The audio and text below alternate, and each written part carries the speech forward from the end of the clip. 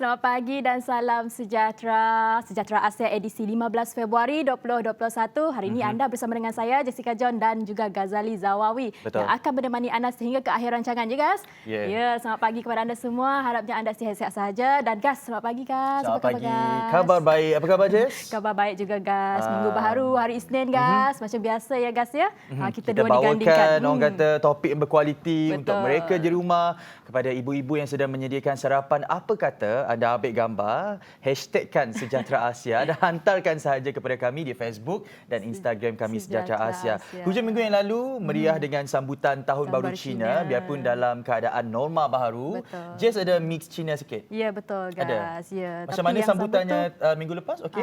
Jess tak join sambut lah Gas. Cuma yang anti-anti tu yang sambut sebab Jess bekerja. Tapi apa pun kita ada sambutan orang macam kata kalau ni orang berbangsa Cina, diorang main mercun, diorang biarkan sahaja serpihan mercun tu untuk beberapa hari. Orang kata ada memberikan memberikan tuah kepada mereka. Itulah kemeriahannya. Kalau di Sarawak sendiri, jika saya dapat gambarkan, biarpun di kawasan perumahan itu minoritinya adalah kaum berbangsa Cina, tetapi yang bermain bunga api, mercun dan sebagainya bermacam-macam meriah sekali. bangsa, memang orang Melayu yang meriah yang juga. excited. Kan? Inilah orang kata semangat satu Malaysia hidup dalam kepelbagaian. Itulah orang kata dan apa yang paling penting sentiasa tingkatkan kawalan ke diri biarpun apa sahaja yang kita lakukan. Saya kira norma baharu sekarang ini jangan digelar norma baharu lah. Itu adalah satu perkara yang biasa dan kalau kita nak masuk ke kedai dan sebagainya, kalau tak ada orang jaga untuk cek temperature, kita anggap bahawa itu adalah tanggungjawab kita sendiri. Masuk, scan, check our own temperature dan sentiasa bertanggungjawab untuk diri sendiri dan orang di sekeliling. Baik, hari ini 3 Rejab 1442 Hijriah. Macam Jess katakan tadi, hari ini adalah 15 Februari. Pejam celik dah setengah bulan dah di bulan Februari ini. Dan bagi umat Islam, Jess, lebih kurang 2 bulan sahaja lagi untuk menyambut bulan Ramadan. Diharapkan agar semuanya sentiasa dipermudahkan dan kita dapat menyambut segala jenis perayaan yang ada di Malaysia. Biarpun dalam keadaan norma baharu, tetapi elemen kemeriahannya, pengimarahannya tetap ada. Baik, hari ini kita bawakan 2 topik kepada anda macam biasa. Pertama adalah mengenai cabaran PDPR kepada ibu bapa dan pelajar bersama dengan salah seorang cilik ni yang pernah menghantar video tarian tradisional kepada kita di Sejahtera Asia dan dia tidak keseorangan. Akan bersama dengan ibunya Puan Amy Anak Berambun dan adik ini adalah Mercyvale. Dan topik yang kedua mungkin Jess nak kongsi. Baik, topik yang kedua adalah merupakan sukan Muay Thai dalam kalangan wanita. Wow, minat Muay Thai? Minat Gas. Nanti kita cerita lebih lanjut lah. Kita akan bawakan tetamu kita iaitu Jenana Johnson dan juga Dolphina Walter Tony. Yes, itu adalah topik yang akan kami hidangkan kepada anda. Jadi teruskan kesetiaan anda bersama kami di Sejahtera Asia sehingga jam 8.30 pagi. Okey, tapi sebelum itu macam biasa kita nak bawakan dulu perkembangan semasa kepada anda. Dan orang kata yet another day, another numbers, tapi ini adalah sangat penting untuk kami kabarkan kepada anda bilangan kes positif COVID-19 yang telah dicatatkan dan Jess akan mulakan di seluruh Malaysia dahulu. Baik, Malaysia merekodkan penurunan kes baharu jangkitan COVID-19 semalam kepada 2,464 kes, kurang 1,035 kes daripada 3,499 hari sebelumnya. Ini adalah kali kedua Malaysia mencatatkan kes baharu kurang daripada 3,000 dalam bulan ini. Selepas mencatatkan 2,764 kes pada 9 Februari. Malaysia turut mencatatkan kes sembuh COVID-19 paling tinggi dengan 4,525 orang dilaporkan sembuh Gas. Wow, itu adalah rekod yang tertinggi setakat ini daripada penyakit yang menjadikan jumlah kumulatif kes sembuh di seluruh negara setakat ini ialah 213,814 kes. Jumlah kumulatif kes di seluruh negara setakat ini adalah 264,269 dengan kes aktif 49,490 kes. Bagaimanapun 7 kematian akibat COVID-19 dilaporkan dan menjadikan sejumlah 965 orang meninggal dunia akibat pandemik itu. Mengenai 7 kematian baru itu, kesemua kes adalah warga negara termasuk seorang kanak-kanak lelaki berumur 9 tahun dengan penyakit meduloblastoma. Sementara kes lain merupakan individu berusia lingkungan 52 hingga 83 tahun yang turut mempunyai latar belakang penyakit kronik.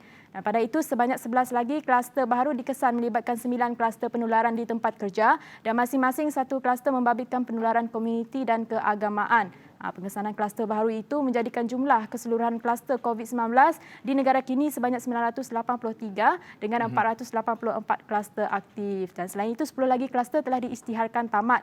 Dan sekaligus menjadikan jumlah kluster tamat kini sebanyak 499 kluster. Itu pun dah cukup bagus dah sebenarnya, guys, sebab kita ada peningkatan kes dalam kes sembuh ni. Kes sembuh. Tahniah kepada 4,525. betul, Tahniah. Kami ucapkan kepada anda seluruh warga Malaysia.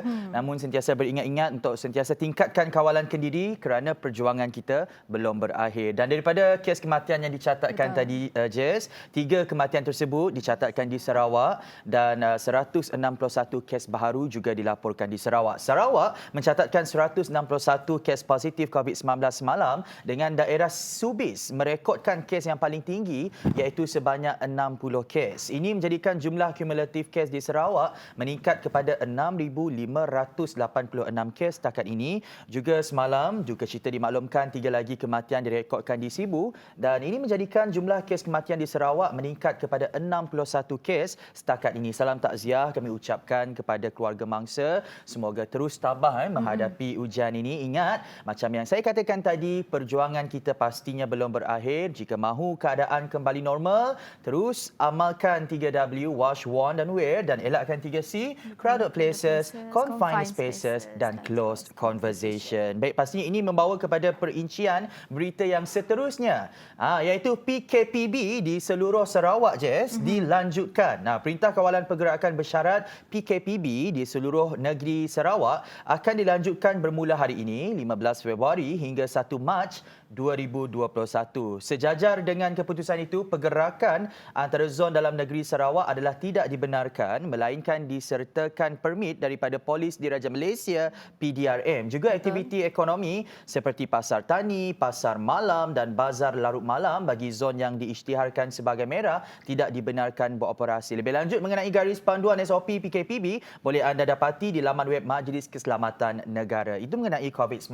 Mungkin perincian yang seterusnya daripada Jess. Untuk perincian berita yang seterusnya adalah mengenai tarikh daftar kemaskini BPR kini dilanjutkan sehingga 25 Februari. Tarikh pendaftaran baharu dan kemaskini bagi bantuan prihatin rakyat BPR yang sebelum ini dibuka 15 Januari sehingga 15 Februari kini dilanjutkan sehingga 25 Februari. Dan hanya pemohon yang tidak pernah menerima bantuan sara hidup BHH atau bantuan prihatin nasional BPN B40 serta isi rumah berpendapatan 5,000 dan ke bawah sebulan perlu membuat permohonan baharu. Penerima yang sebelum ini yang pernah menerima jadi tidak perlu membuat pendaftaran atau kemaskini sekiranya tiada sebarang perubahan maklumat. Jadi untuk anda yang belum lagi pernah menerima bantuan daripada kerajaan ini, anda boleh membuat permohonan baharu dan juga kemaskini pendaftaran anda yang sebelum ini.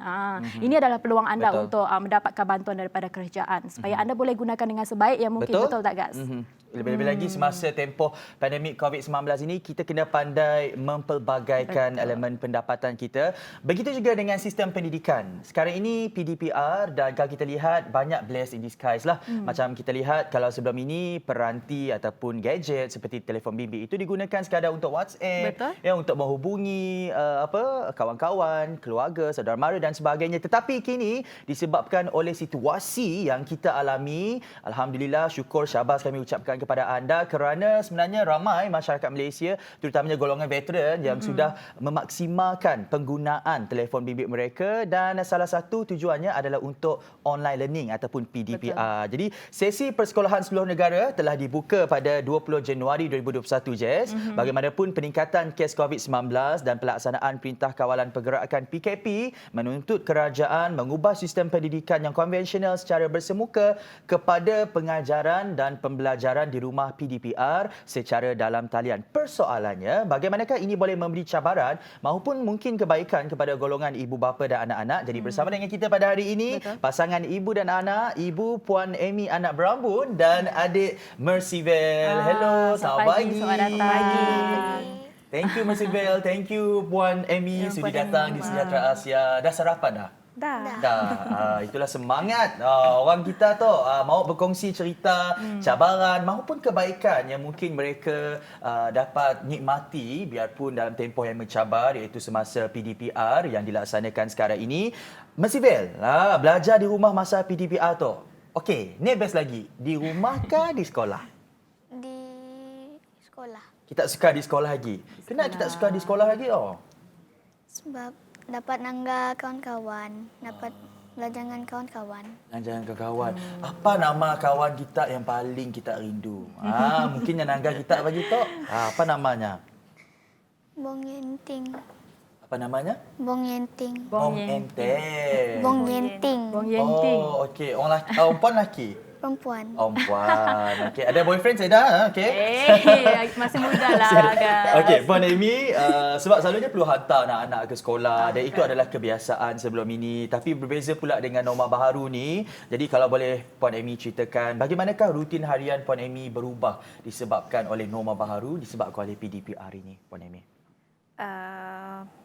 Semasa untuk PDPR ini lebih bagus, tidak bersesat di jalan, tak payah bangun awal pagi sebab semarahan biasalah terkenal dengan jamnya. Kalau lambat sedikit memang stuck lah, kena stuck di hadap jam. lah traffic jam tu. Ya. Tapi itu adalah salah satu kebaikannya betul. kan? Ya, itu kebaikannya. Puan Amy sendiri merupakan seorang guru tadika, betul? Ya. jadi- Tadika swasta. Puan Amy mungkin boleh ceritakan peranan anda dalam mengawasi proses pembelajaran anak-anak anda. Dalam masa yang sama pula perlu mengajar secara PDPR dengan anak-anak murid yang lain. Ya. Untuk dia, saya akan memastikan dia buat kerja rumah dia faham apa yang cikgu ajar, memastikan dia betul-betul fokus, menyediakan tempat yang selesa untuk dia, gadget untuk dia. Sebenarnya itulah cabarannya. Untuk sebagai guru tadika pula, saya mengajar secara online tidak senang sebab budak yang kalau primary school macam mereka, okey sikit mereka boleh stay, mereka boleh dengar. Kalau yang tadika ini sangat mencabarlah bagi guru tadika. Sebab mereka kalau parents tak ada sana, mereka tidak sit still. Mereka akan Olahlah sikit upside down dekat sofa. Ada Tidak kepala balance. di bawah, kaki di atas ada. Itu nanti future ni children jazz macam tu. Kalau anak saya nanti semuanya bilion lah. Amboi, macam tu ya. Tak apa guys, kita faham Okey, dulu. Puan Amy, disebabkan orang kata PDPR ini dan selalunya online class untuk Mercyville, saya barangkali diadakan di sebelah pagi kan. Jadi Puan Amy, bukan saja Puan Amy lah, mungkin ramai golongan wanita di luar sana yang turun bekerja di waktu pagi. Jadi macam mana nak menguruskan masa tu? Sebab online class selalu diadakan di sebelah pagi. Jadi apa yang selalu dilakukan oleh Puan Amy dalam membahagikan masa ini? Sebab masa PKP dulu kan parents tidak bekerja, so kami sudah train dia. Okey. So dia tahu macam mana sebab budak kan suka gadget, suka pakai handphone. So dia tahu segala macam mana buat, macam mana Google Meet dengan cikgu. Dia tahu dia tahu buat sendiri. So kami cuma pesan, suruh dia prepare barang-barang yang perlu, sediakan tempat untuk dia lah. Bagaimana kita tertanya-tanya juga sebab Mercyville ini sudah dibiasakan dengan gadget, dibiasakan dengan Zoom, Google Meeting, online learning ni kan. Apa yang dilakukan oleh Puan Amy untuk menjadikan Mercyville ini orang kata behave, dan kalau tak ada Puan Amy pun dia boleh buat sendiri online learning. Sebab itu adalah satu perkara yang sangat memberi motivasi kepada ibu-ibu di luar sana yang mungkin sekarang ini buntu macam mana nak lenturkan anak mereka supaya dapat membiasakan diri dengan norma baharu ini. Sebab bagaimana sebab dia sendiri dia sangat excited. Dia suka nak tengok cikgu dia sebab lama tak jumpa cikgu, kawan. So dia excited, dia akan buat sedaya upaya. Saya akan tanya dia apa yang cikgu ajar, apa yang dia faham. Dia mesti report balik dengan saya. So dia akan buat yang sehabis baiklah. Apa yang dia, kalau dia tak faham, saya akan tanya balik. Saya suruh dia ajar ajar saya balik. Mercyville pula yang ajar ibu. Tengok setakat mana dia faham. That's a good technique kan. Betul. So dia ada beberapa dia akan cuba sedaya upaya yang boleh yang semasa online kelas learning. Ya. Mercyville rasa senang sih mau faham apa yang diajar cikgu apabila berjauhan macam tu. Mula-mula susah mau faham sebab lain ada putus. Lain ada putus Itu antara kekangan cabarannya, internet. Tapi mungkin ada alternatif yang dilakukan oleh cikgu tersebut disebabkan oleh masalah capaian internet mungkin Puan Amy? Ya. Selain dari capaian internet, kami guna WhatsApp. So, yang paling senang lah. So, cikgu hantar. Macam saya sendiri juga, saya akan hantar pada student saya. Kalau line internet saya tidak bagus, mereka tidak bagus, saya akan pakai WhatsApp. Itu yang paling senang. Dengar. Boleh pakai WhatsApp juga. Mungkin kita ada masalah capaian internet, cepat-cepat kontak cikgu pakai WhatsApp. Yalah orang kata bless in disguise. Pun sebelum tu WhatsApp pakai poret kan. Tapi kini tu WhatsApp ya banyak sebenarnya kegunaannya. Itu mengenai pengurusan masa, cabaran capaian internet dan sebagainya. Bagaimana dari segi kewangan pula? Bagaimana Puan Amy mengatur perbelanjaan? Sebab kebiasaannya kalau sebelum ini bajet untuk anak-anak pergi ke sekolah kita peruntukkan untuk baju sekolah, kasut sekolah dan sebagainya. Tetapi disebabkan oleh PDPR ini masa lebih banyak di rumah. Jadi perbelanjaan itu sekarang ini terfokuskan ke arah apa? Ya, sebab kalau sekarang kan pakai online, so capaian internet dekat certain area macam area kami orang tidak bagus, so kami dapatkan satu modem. Okey. So modem itu bayar bulanan lah. Jadi maksudnya menggantikan perbelanjaan untuk baju-baju, beg sekolah, kasut sekolah, kita dapat jimat daripada situ dan kita gunakan peruntukan tersebut untuk capaian internet pula. Jadi itu adalah alternatif bijak yang ditunjukkan oleh Puan Amy dalam meraihkan lagi PDPR yang dilaksanakan di seluruh negara sekarang ini. Market online tu Mas Ifel senang nak, susah nak. Jadi macam ni mungkin Mas Ifel boleh share tips dengan kawan-kawan di luar sana. Macam ni kita mau fokus. Mungkin kita boleh buat Coco Crunch sebelah kah? Okay, kita makan kan? Macam ni Mas Ifel fokus untuk masa belajar online tau. Apa Mas Ifel selalu pola? Tak ada makan. Kami belajar dengan kawan-kawan, buat kerja rumah, apa yang cikgu suruh, dan kami macam ajar kawan kami mun sidaknya asyik faham. Kita lagi ngajar kawan kita, lagi ngajar. That's a good example. Mereka pakai WhatsApp group. ada. Mereka ada WhatsApp group. Mereka akan ramai-ramai belajar sama-sama. Tanya kawan-kawan siapa yang pandai lagi soalan ni. Ada persaingan sehat. Siapa yang cepat faham masa PDPR tu walaupun ada fizikal di kelas, nyalah the best macam Mas Ifel. Okey, selepas ini banyak lagi kita nak tanya pengalaman mereka, apa lagi yang mereka nak kongsikan disebabkan oleh status quo yang kita hadapi sekarang ini, PDPR yang menjadi isu hangat oleh golongan ibu bapa terutamanya. Selepas ini, jangan ke mana-mana, hanya dalam Sejahtera Asia.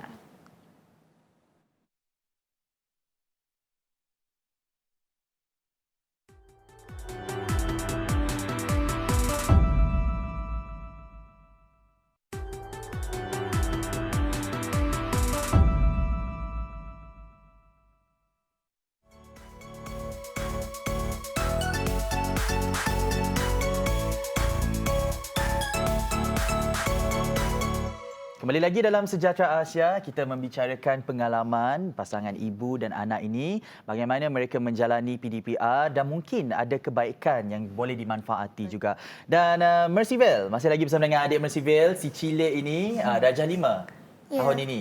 Mercyville di rumah, kita belajar pakai laptop kah, pakai tab kah ataupun macam ni Mercyville? Pakai telefon. Pakai telefon aja. Pun dapat belajar, faham je apa dia ajar cikgu? Faham.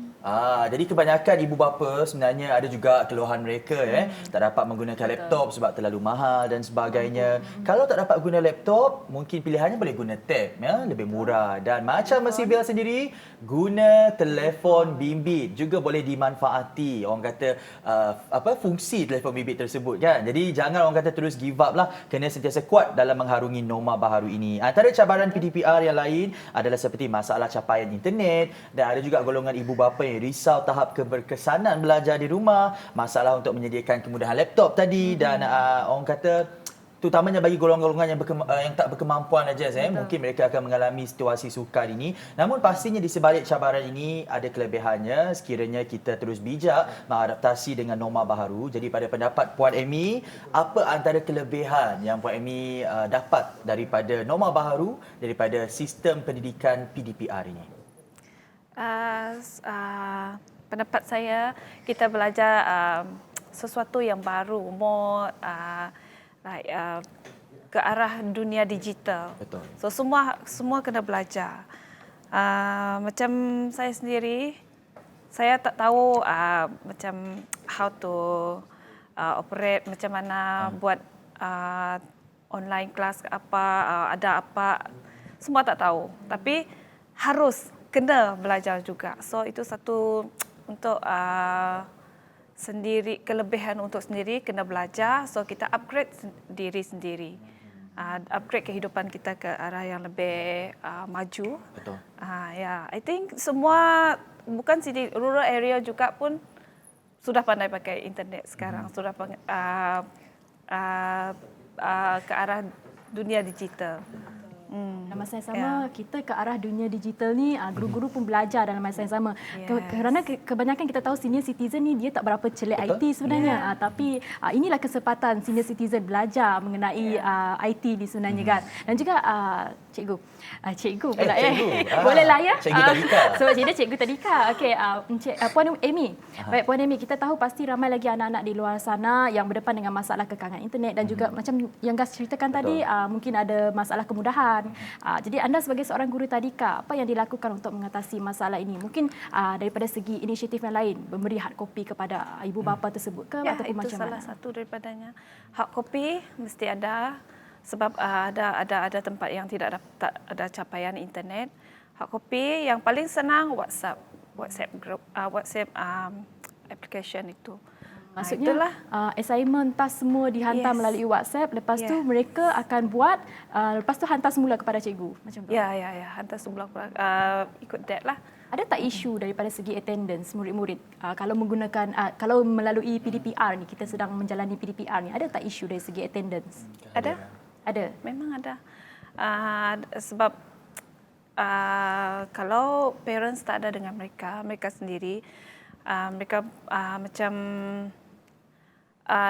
tidak serius. Sebab rules dekat sekolah dengan rules dekat rumah tidak sama. So mereka dekat rumah boleh buat sesuka hati kalau parents tidak pantau, kalau parents tak ada dengan mereka. Maksudnya kena ada pemantauan daripada ibu bapa. Kena ada pemantauan oleh ibu bapa seelok-eloknya lah. Itu yang kita panggil orang kata kerjasama antara pihak ibu bapa dan sekolah itu sangat diperlukan. Kalau sebelah pihak sahaja yang berperanan, saya rasa PDPR ini tidak akan dapat dijalankan dengan efektif. Mesti Vel, rindu dengan kawan-kawan di sekolah? Rindu. Apa nama kawan yang kita rindu tadi, Dek? Bong Yenting. Munyanangga kita apa kita mau pesan dengannya? Hai Bong. Hai Bong. How are you? Comel. Melihat daripada dia punya cara bercakap tu, dia macam seorang budak yang baik. Yang dengan cakap. Macam my future children lah nanti. Okeylah. Future children lah. Tiba. Okey, Puan Amy. Disebabkan oleh PDPR ini, Jess, Mercy Vel pastinya banyak meluangkan masa di rumah dan tak ada aktiviti co-curriculum, tak dapat meluangkan masa bersama dengan kawan-kawan di sekolah. Jadi itu merupakan satu perkara yang perlu kita pantau juga sebab kita tak nak mereka berasa tertekan. Sebab sebenarnya golongan kanak-kanak ini adalah salah satu golongan yang banyak menerima tempias daripada kesan pandemik COVID-19 ini. Kita orang dewasa ini at least kita boleh keluar, bergerak dan sebagainya. Tetapi mereka yang terpaksa, orang kata emosi mereka terpaksa diberi perhatian semasa tempoh pandemik COVID-19 ini. Jadi bagaimana Puan Amy memastikan biarpun di rumah, walaupun banyak masa terluang, mungkin apa antara aktiviti berfaedah yang dilakukan? Okey. Sebab kadang-kadang dia cakap dia boring. So apa kamu mau buat? Saya tanya dia suka melukis. Okey. So dia akan kadang-kadang, Mami boleh pakai handphone. Dia cakap untuk apa? Mami akan tanya untuk apa. Dia akan jawab untuk melukis. Dia cari barang lukisan apa Google dalam sana. So dia lukislah dan nampak hasil. Memang pandai dia lukis. Oh, And nanti then- boleh share dengan kita orang di di Sejahtera Sejahtera Asia. Asia. Mana tahu kalau cantik sebab saya tak pandai lukis. Saya dulu pendidikan seni, kalau nak lukis buah-buahan saya hafal. Jangan contohi Alah Gas ni, teruk lah Gas. Jangan contohi ya. Jangan teacher. contohi tapi boleh contohi mungkin dari segi matematik ke itu okey sikit. Sebab Gastero ya? sebab, Gastero sebab matematik kita ya? suka ni subjek matematik, sejarah kan, subjek yang menghafal ni kan. Tapi bila when it comes to seni kurang sikit. Tapi mungkin ini kata inilah peluang anda bersama dengan ibu bapa, bersama dengan guru mungkin yang mengajar secara online untuk mengasah bakat-bakat yang terpendam ni. Kalau anak-anak mungkin mempunyai daya imajinasi yang tinggi, mungkin lukisan itu adalah karya mereka untuk mereka menterjemahkan kreativiti mereka. Gunakan peluang ini, masa ini untuk tonjolkan lagi bakat yang ada pada mereka. Sebab Mercyville ini juga pernah menghantar kepada kami tarian Video tradisional tradisional. di Sejahtera Asia. Jika anda sempat tonton, jangan risau, masih lagi ada dipaparkan di YouTube. Ya, lepas ni pun ada juga Gas. Jadi kita akan jangan mainkan lepaskan video. peluang, gunakan masa ini sebaik mungkin. Dan Puan Amy, kalaulah sekolah ini akan dibuka tak lama lagi, apa yang mungkin persediaan yang dilakukan secara fizikal dan mental? Mental, saya akan jelaskan untuk dia sebab bohonglah kalau tak takut suruh dia keluar dari rumah. Sebab selama ni pun jarang mak suruh dia keluar. Kalau buka sekolah, persiapkan dia dengan selalu ingatkan dia wash hand, penjarakan sosial. Dia ni jenis yang mesra alam. So, jangan berpelukan, jangan pergi sana sini. Dia kan suka cakap dengan kawan, jangan buka mask, saya cakap dengan dia. So, selalu cuci tangan lah, jaga kebersihan. Kena banyak kali pesan baru mereka orang kata dapat membiasakan diri dengan norma baharu ini. Mungkin pesanan Mercyville kepada your friends out there, Guru-guru mungkin kah? guru-guru dan sebagainya, pesanan Mercyville kepada mereka, silakan. I hope that I can see my friends at school and I can see my teachers at school. And I hope that COVID will gone. I miss you teacher, I miss you my friends. Gitu. Dengan luahan seorang anak cilik yang saya kira semangat dan minat terhadap ilmu pengetahuan itu tiada batasannya, biarpun secara online. Tak dapat turun ke sekolah, tetapi Mercyville dan ibunya Puan Amy mempunyai macam-macam alternatif untuk menimba ilmu pengetahuan ini dan sentiasa untuk buat self enrichment dari hari ke hari. Itu semangat dan inspirasi yang kita dapat di pagi ini. Terima kasih Puan Amy dan adik Mercyville kerana sudi bersama kami di Sejahtera Asia. InsyaAllah nanti menari banyak-banyak, hantar lagi video di Sejahtera Asia. Okay? InsyaAllah akan kami paparkan kepada anda. Selepas ini kita akan bersama dengan Muay Thai Fighters. Jadi jangan ke mana-mana, terus bersama kami dalam Sejahtera Asia.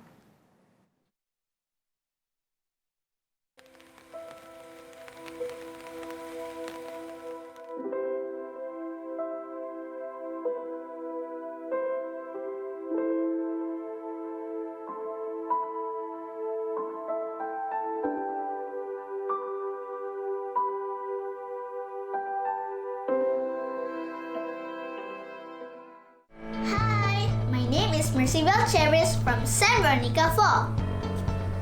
Today, I want to say million thanks to all our frontliners like doctor, nurse, police, firefighter, army, volunteer, and all the people involved fight against the COVID-19.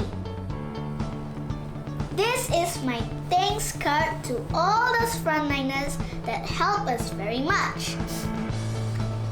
This heart-shaped hand means I love all the frontliners, like doctor, nurse, police, firefighter, army, and to all those who had involved to fight against the COVID-19.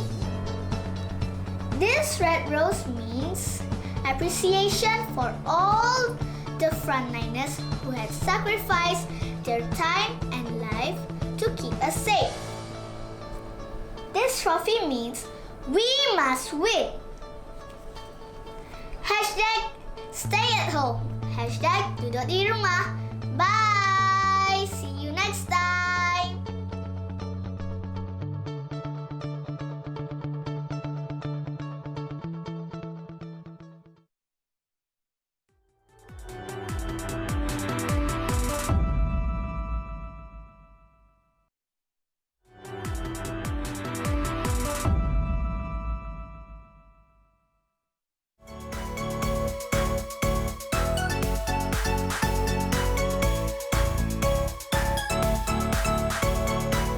Baik, kalau tadi mengenai PDPR, mengenai sistem pendidikan di negara kita yang biarpun banyak cabarannya, tetapi jika kita bijak mengadaptasi dengan norma baharu ini, sebenarnya banyak bless in disguise yang boleh kita dapati. Baik, sekarang ini berpindah kepada topik sukan kerana penggemar sukan yang berasal dari negara Thailand. Iaitu Muay Thai. Bukan saja kini dilakukan oleh golongan lelaki, namun turut diminati oleh golongan wanita. Bukan saja untuk tujuan mempertahankan diri, tetapi juga untuk tujuan kecergasan badan, malah dapat membakar banyak kalori. Jadi bersama dengan kita pada hari ini adalah tetamu yang kita jemput khas untuk anda. Seorang mungkin daripada negara barat, tetapi sudah pun berada di Malaysia lebih daripada 20 tahun. Tapi sebelum tu, minat tak dengan Muay Thai, Jess? Mestilah minat, Gas. Baru je nak register tahun lepas, Gas, bulan 5. Tapi dah kena pandemik. Okey. Tak apalah. Sekarang ni kita ada Muay Thai dekat Bagi sini. Jess lah, kenapa Jess minat Muay Thai? Kita nak tahu Nak juga. mempertahankan diri, Gas. Oh, itu yang paling penting. Ya, nak tunjuk terror lah. Nak cepat ni cergas badan ke? Kalau gas buat hal ke, betul. tak puji cantik hari ni senang nak tumbuk ke? Itu pun salah satu juga, Gas. Tahu tak apa. Okey, kita perkenalkan tetamu kita pada hari ini, Jess. Ya, bersama dengan Jenana Johnson, co-owner and director of Muay Girl Promotions, dan juga Dolphina Walter Tony, owner and directors of Muay Girl Promotions.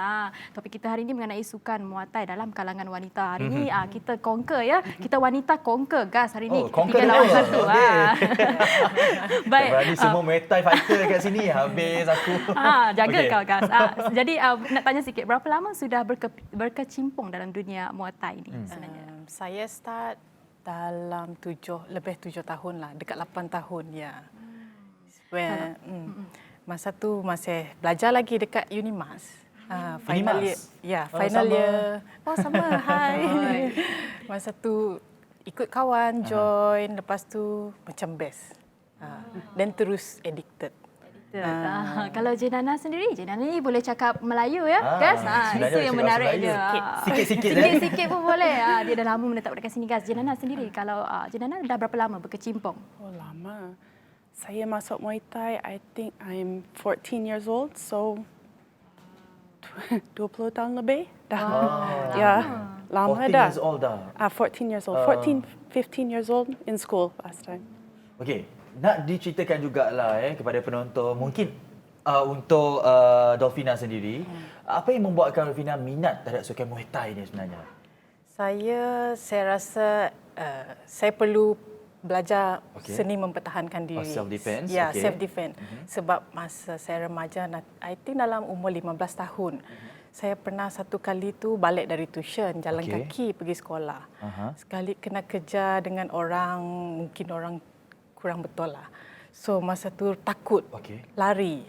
Lari lepas tu nangis je, tak dapat buat apa-apa kan. So start dari tu kita rasa macam kita perlu seni mempertahankan diri. Seni mempertahankan diri. Disebabkan oleh pengalaman sendiri. Pengalaman, ya, dan trauma. mungkin pernah berada dalam situasi menuntut untuk kita pandai seni mempertahankan diri ni. Bagi Jenana sendiri, what makes you fall in love with Muay Thai? I've always been athletic, so I think it was just the sport.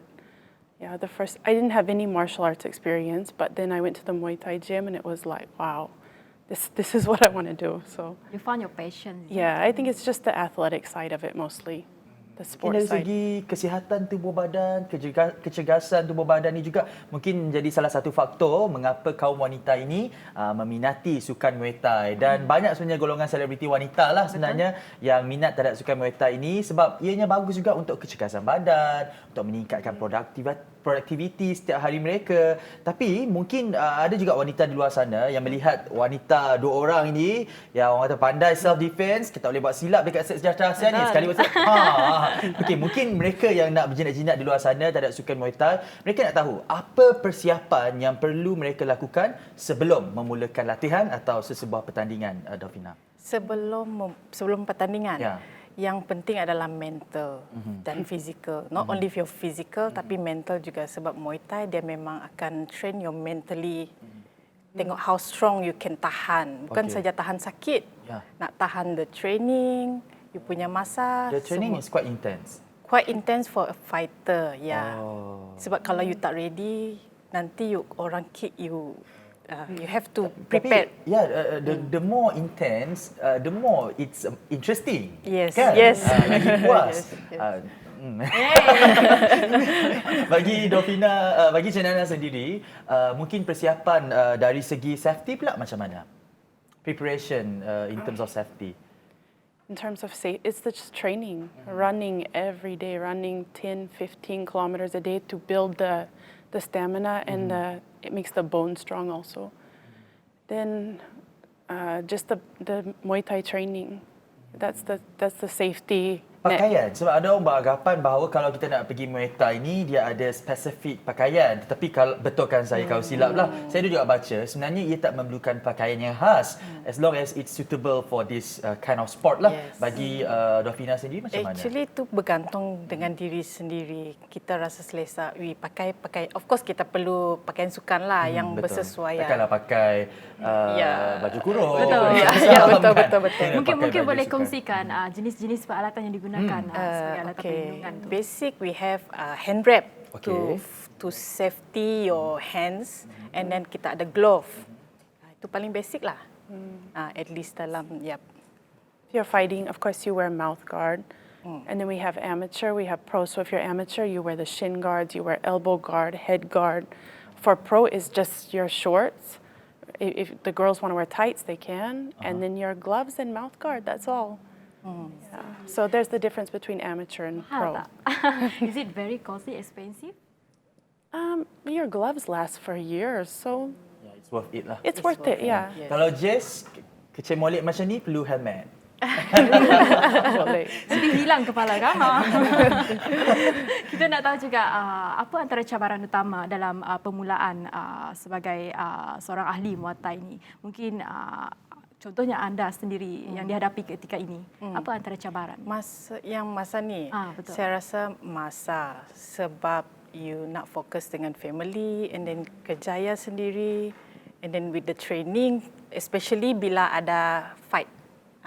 So you kena fokus, actually disiplin lah paling penting. Kalau orang yang dah berkahwin ni sesuai tak sebenarnya? Kita dah berkahwin, kita dah ada anak. Okay. Tapi we still, because passion is there, so we try disiplin lah. Kalau anak-anak nak belajar Muay Thai memang bagilah ni. Memang bagi, memang dari kecil dah dekat gym. Tapi bukan untuk nak tumbuk orang sebarang guys ya. Jangan macam tu nanti. Okey, selepas ini kita nak tanya mereka Jess mengenai rutin pemakanan ataupun diet yang mereka ambil sebagai Muay Thai fighter ini, sebab dengan cerita mungkin kita kena, kalau kita nak makan makanan berat kena ambil minimum 3 jam sebelum lah supaya it's well digested before kita buat latihan ataupun menjalani sesebuah pertandingan. Selepas ini, Muay Thai Fighter hanya dalam Sejahtera Asia.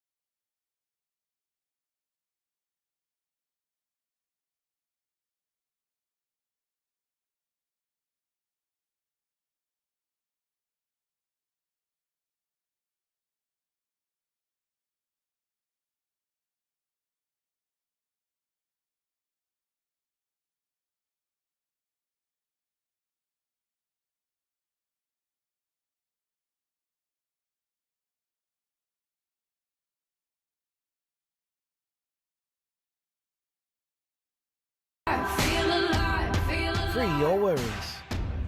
Go cashless. Get rewarded. Sarawak Pay. Towards cashless lifestyle.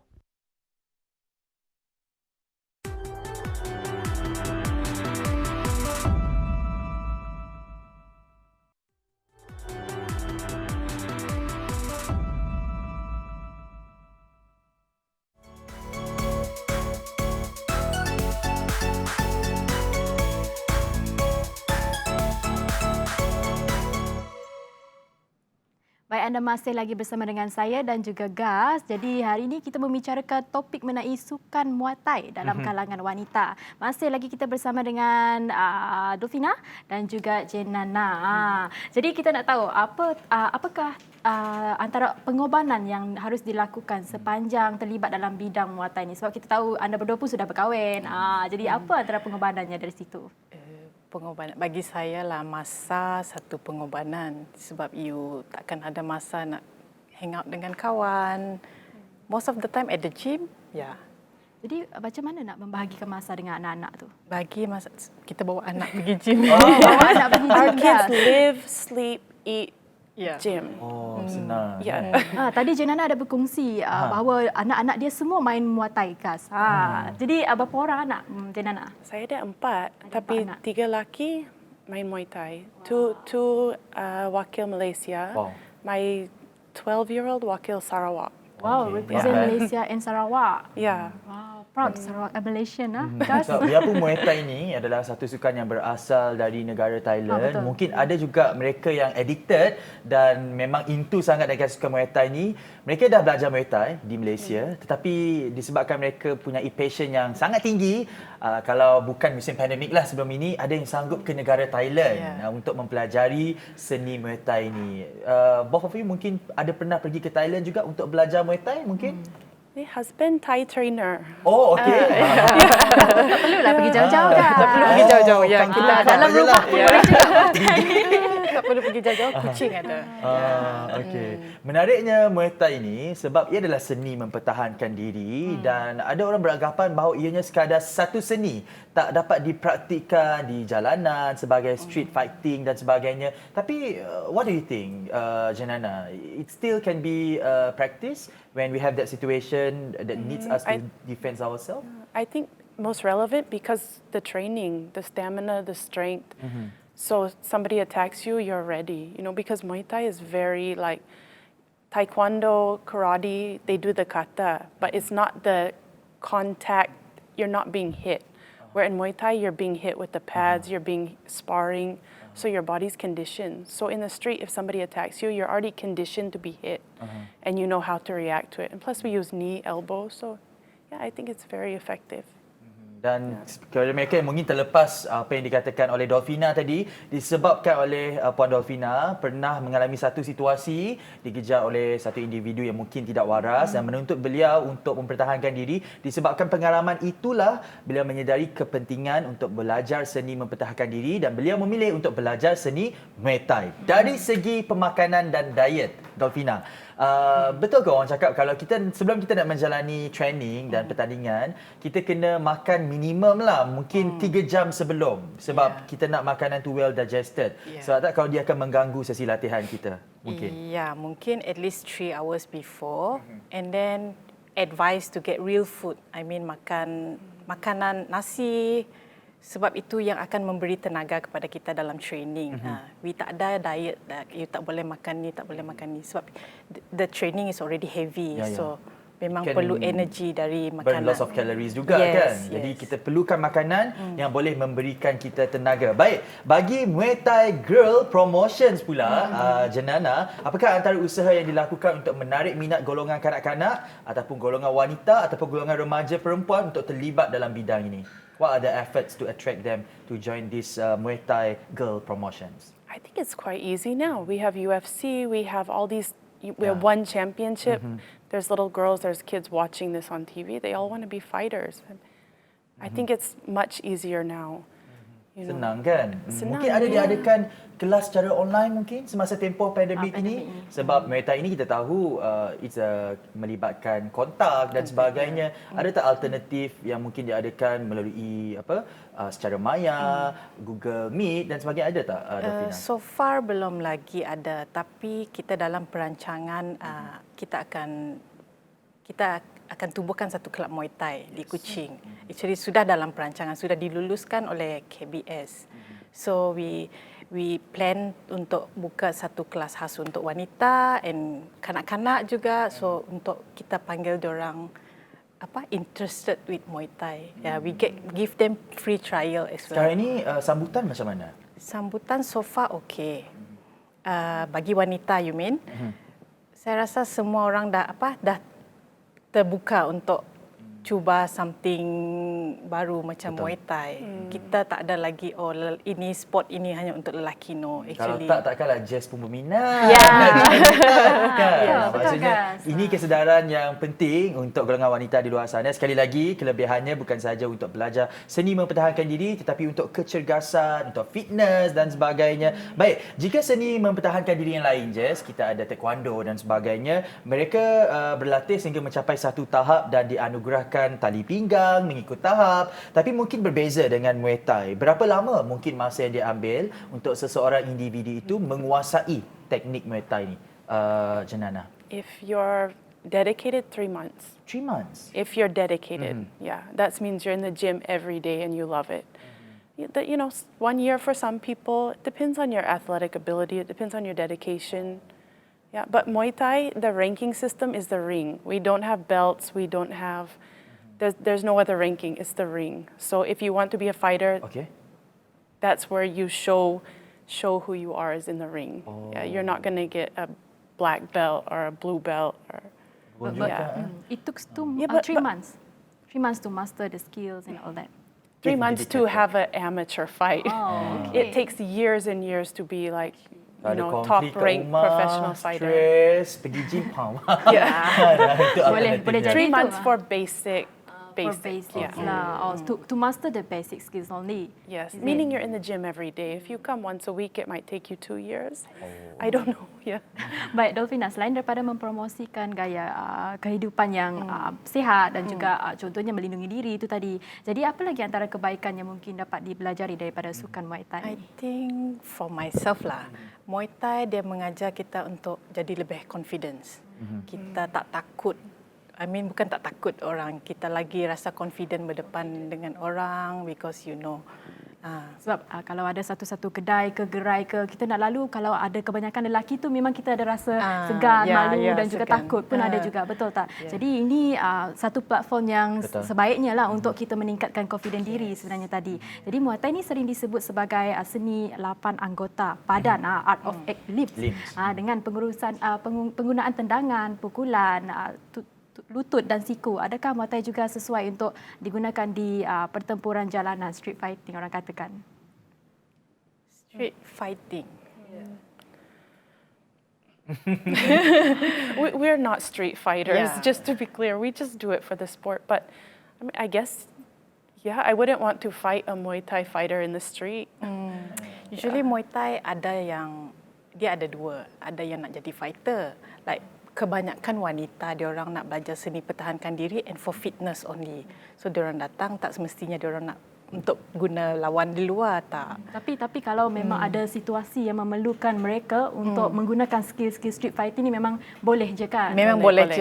Boleh. Ya. Yeah. Bagus lagi daripada you Daripada lari. kita tak ada belajar Ya. seni mempertahankan diri apa-apa, at least we have Muay Thai to Yeah. defend ourselves. Mungkin ada peluang untuk selamat daripada situ kan. Yes. Baik, kita tahu Muay Thai ini merupakan satu sukan yang sebenarnya didominasikan oleh golongan lelaki lah, tetapi semakin ramai golongan wanita yang menyertainya. Namun jantina bukan jadi penghalang, macam Jess, dia juga minat nak join Muay Thai. Hari ini semakin ramai golongan wanita menceburi bidang ini, itu yang kita tahu. Tapi bagaimana untuk mengubah stigma tu? Mungkin how you guys blend with dengan satu sukan yang didominasikan oleh golongan lelaki.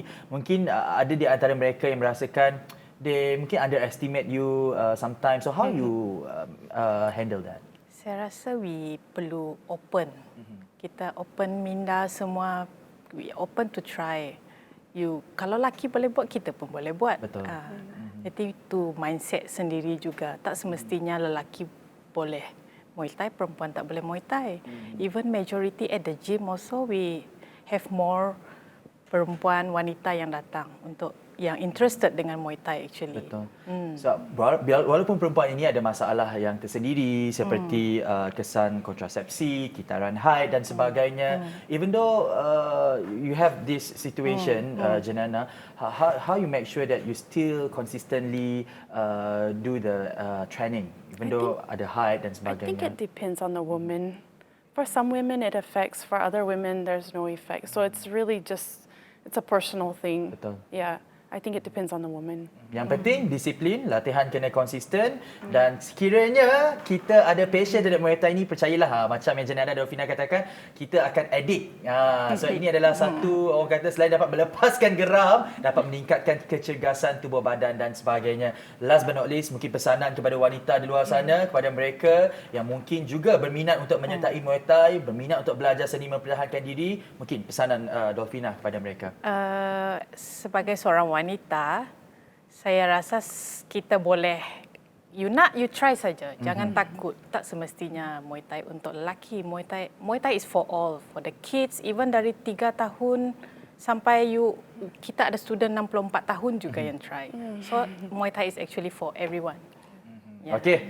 Jadi jika itu passion anda, jadi tak tunggu lagi, sertai Muay Thai sekarang, tak rugi pun. Satu aktiviti yang sihat selain dapat mempertahankan diri. Baik, selepas ini kita jumpa untuk blog yang terakhir. Jangan ke mana-mana. Terima kasih Dolfina, terima kasih Puan Jenana. Hanya dalam Sejahtera Asia untuk blog yang terakhir bersama dengan saya Ghazali Zawawi dan Jessica. Jangan ke mana-mana.